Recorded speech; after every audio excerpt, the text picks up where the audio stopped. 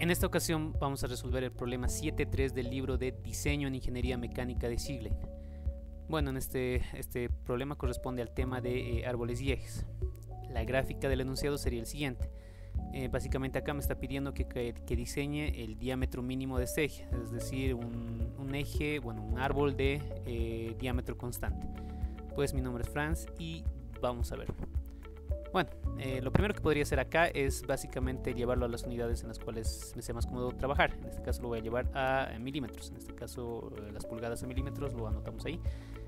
Y bueno, lo siguiente que vamos a hacer es para que sea más fácil de entender cómo están actuando las fuerzas sobre, en este caso, el eje, vamos a ponerle un eje de coordenadas. En este caso lo dibujamos por acá, el eje de coordenadas ya sabemos, le podemos poner ahí los ejes tanto Z, X y Y. Justamente para qué en la gráfica me está dando una fuerza que está desplazada un ángulo. Esa fuerza es la fuerza de engrane del engranaje de dentado recto y está desplazado un ángulo de engrane de 20 grados y obviamente tengo que descomponerla, y para hacer eso pues me sirve ese eje de coordenadas. En este caso lo vamos a descomponer. La descomposición me quedaría con una fuerza ahí, que sería una fuerza radial, una fuerza FY, y la otra fuerza sería una fuerza que actúe de manera tangente sobre el engranaje, es la fuerza tangencial, le vamos a poner como FX.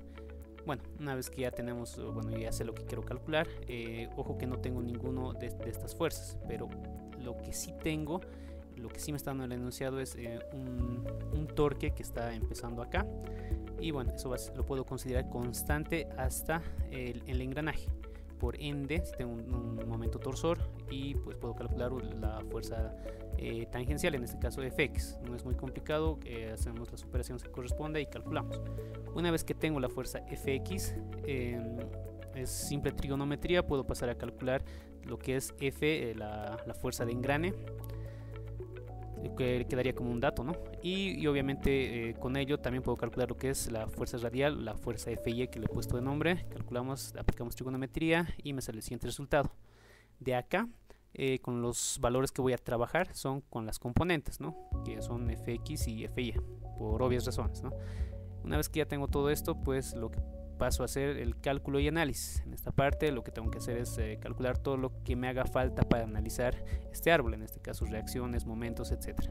Vamos a empezar haciendo un cálculo en el plano XZ, más o menos me voy a situar en este plano, justamente para qué, para calcular las reacciones, obviamente en los apoyos. Y bueno, me fijo que solo esta fuerza aparece en ese plano, entonces mi gráfica en ese plano me va a quedar algo sencillito como está acá. Y de acá obviamente lo que tendría que hacer es calcular las reacciones. Me voy a adelantar un poquito eso y directamente vamos a graficar acá. De acá vamos a sacar directamente lo que es el momento. El momento en el punto más crítico, que en este caso sería ese punto B que me está mostrando en el apoyo. O sea, el apoyo que está al lado del engranaje. Le vamos a llamar apoyo B. Y le ponemos ese resultado, ¿no? Ese resultado que me está botando. Vamos a pasar a calcular en el plano YZ. Bueno, para este plano pues me tendría que situar o tendría que trabajar en ese plano, y me fijo que solo la fuerza FY es la que va a aparecer en ese plano. Entonces también no va a ser muy complicado esto. Lo vamos a llevar a dibujar aquí lo que tengo que calcular, la parte en ese plano.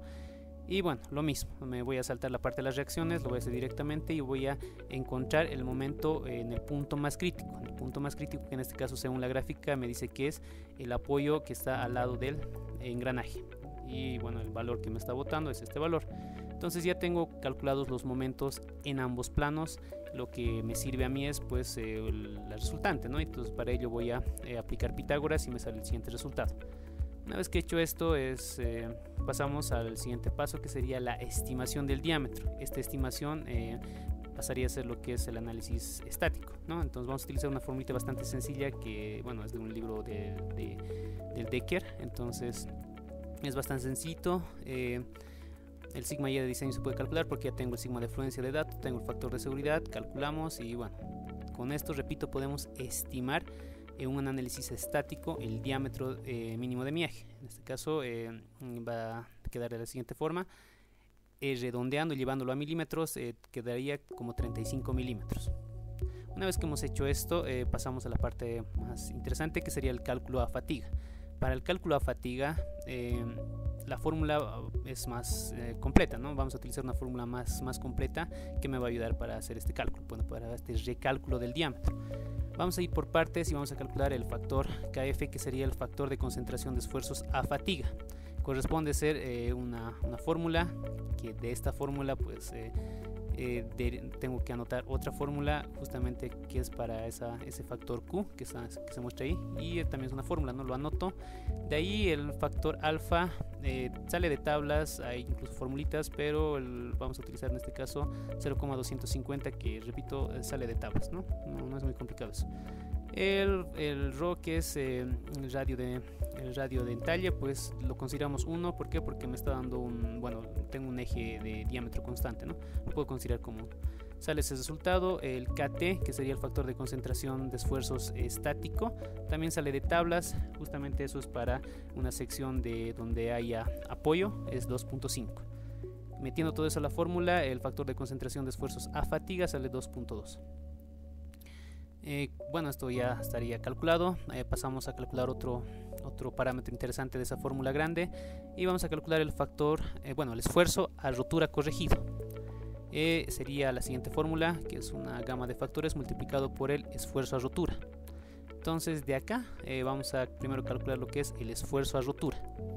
El esfuerzo a rotura, pues consideramos, ya estamos dicho, un eje está considerado para alto ciclaje, sería 0,5 por el esfuerzo último. Como no tengo de dato el esfuerzo último, puedo utilizar esa relación, que es el 60% el esfuerzo de fluencia es el 60% del esfuerzo último, ¿no? Como se mostraba ahí, y calculo. Bueno, pasamos a calcular el factor de superficie, que sería la siguiente fórmula. De acá vamos a utilizar unas tablitas que también están en el mismo libro. Esto estamos sacando del mismo libro. Y bueno, generalmente vamos a utilizar este maquinado. Esto es el más común, ¿no? El maquinado mecanizado. Y sacamos esos factores A y B, lo metemos en la fórmula. Tiene que estar en función del esfuerzo último, tal como se muestra ahí, y calculamos el factor de superficie. Pasamos al factor de tamaño, que bueno, puedo considerar esta tablita, y de acá busco el diámetro que he estimado anteriormente, que estaría entre este rango. Encuentro esto, entonces básicamente voy a utilizar la fórmula que me está mostrando ahí. Aplico la fórmula, le pongo el diámetro que he estimado anteriormente y calculo ese factor. Pasamos al factor de tipo de carga, y para este factor de tipo de carga también hay una pequeña tablita, y como el eje lo hemos calculado o lo estamos trabajando por flexión o por un análisis más a flexión, pues me tocaría esto, ¿no? Por lo tanto, mi KC o mi factor de tipo de carga sería directamente a 1. Pasamos al siguiente factor, que sería el factor de temperatura.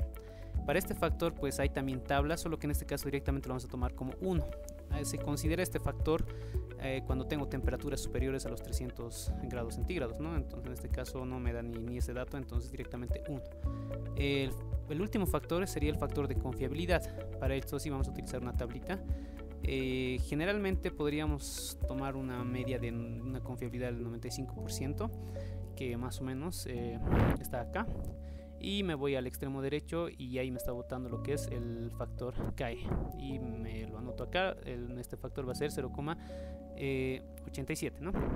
Y bueno, una vez que he hecho todo esto, pues lo que hago es llenarlo en la fórmula del esfuerzo a rotura corregido, con todos los factores, con todo lo que he encontrado, y saldría el siguiente resultado. Una vez que tengo esto, creo que ya sería todo. Vamos a pasar a llenar esta fórmula. De acá tengo todos los datos. Tengo el momento flector en ese punto, en el punto B en este caso, y el momento torsor que habíamos dicho que era constante. Calculamos, me saldría redondeando en milímetros 55 milímetros, y este sería ya el resultado haciendo el cálculo a fatiga. Esperemos que se haya entendido.